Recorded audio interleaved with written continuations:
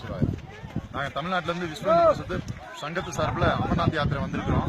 இந்த இடத்துல வந்து முழுக்க முழுக்க குதிரை ஓட்டுறது, தொழில் வியாபாரம் பண்றது எல்லாமே முஸ்லீம் தான். காஷ்மீர், ஆசாத் காஷ்மீர், பாகிஸ்தானை சேர்ந்தவன் தான் இங்க முழுக்க வியாபாரம் பண்றது. நம்மளால வருமானம் சம்பாதிக்கிறது அவன் ஒருத்த மட்டும்தான். இங்க எந்த ஹிந்துஸும் வியாபாரத்துல பலனடைய போறதில்லை. ஆனா இங்க வர யாத்திரிகளுக்கு மிகுந்த துன்பத்தை கொடுக்கறது இங்க இருக்கிற பாகிஸ்தான் முஸ்லீம் தான். சொல்ல போனா இந்த ஆசாத் காஷ்மீர் முஸ்லீம் தான்.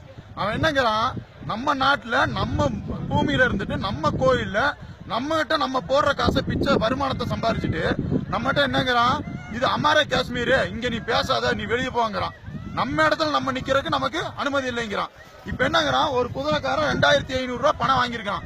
இன்னொரு குதிரைக்காரன் என்னங்கிறான், நீ ஏன் 2500 ரூபாய் வாங்கிட்டு வந்திருக்க, 3000 ரூபாய் அவங்க கிட்ட வாங்கணும்ல அப்படின்னு சொல்லி எல்லா நம்ம வந்த யாத்திரை எத்தனை ஹிந்துஸ் யாத்திரிகளையும் புடிச்சு கீழே தள்ளி விடுறான், கொடுமைப்படுத்துறான்.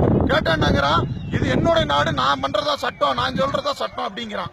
இப்ப என்னங்கிறான், JK police, Jammu Kashmir police வந்துட்டு அவனுக்கு சப்போர்ட்டா தான் வேலை செய்யறான். இங்க இருக்கிற யாத்திரிகளுக்கு சப்போர்ட்டா எந்த இதுவும் செய்யறது இல்ல. ஏன்னா ஜேகே போலீஸ்ல இருக்கிற அத்தனை பேரும் முஸ்லீம். அதனால ஜேகே போலீஸ்ல இருக்க பூராமே அவனுக்கு சப்போர்ட்டா தான் வேலை செய்யறான். நம்ம ஹிந்து யாத்திரிகளுக்கு எந்த சப்போர்ட்டும் வேலை செய்யறது இல்ல. இதே முழுக்க ராணுவமே கைப்பற்றி இந்த யாத்திரையில பாதுகாப்பு வழங்குறது, ஒத்தாசை பண்றது எல்லாமே நம்ம ஆர்மி எடுத்துக்கணும், இல்லையா பிஎஸ்எஃப் எடுத்துக்கணும், சிஆர்பிஎஃப் எடுத்துக்கணும். இந்த ஜேகே போலீஸ் பண்டார பசங்க கிட்ட கையில கொடுக்கவே கூடாது. இதை வந்து நாடு முழுக்க நம்ம இருக்கிற இந்து சகோதரர்களை பகிர்ந்துக்கணும். இந்த விஷயத்த இன்னும் மேற்கொண்டு வர நம்ம யாத்திரிகளுக்கு பாதுகாப்பான விஷயம் எப்படி, இந்த துலுக்கணு கிட்ட நம்ம யாத்திரையில எப்படி பாதுகாக்கணுங்கிற விஷயத்த பகிரணும்.